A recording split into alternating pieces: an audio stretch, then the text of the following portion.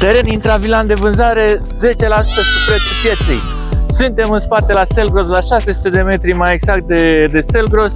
Acolo este strada Teilor, care este asfaltată. Practic sunt 50 de metri până la teren.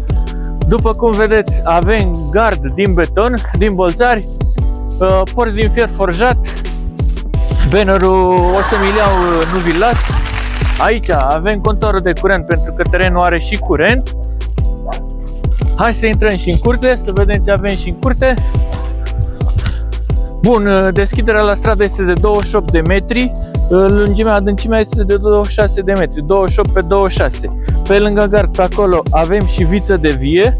După cum vedeți, terenul este împrejmuit cu gard de beton peste tot.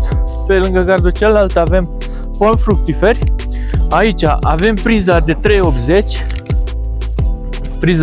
curent 380, pentru că atunci când veți începe să construiți casa, veți avea nevoie de curent.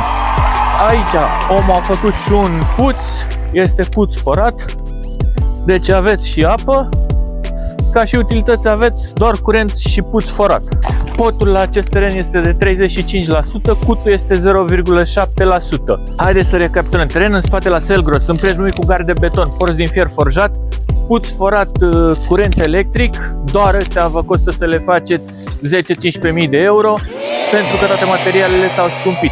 Potul la acest teren este de 35%, cutul este de 0,7%. Regim înălțime maxim P+2.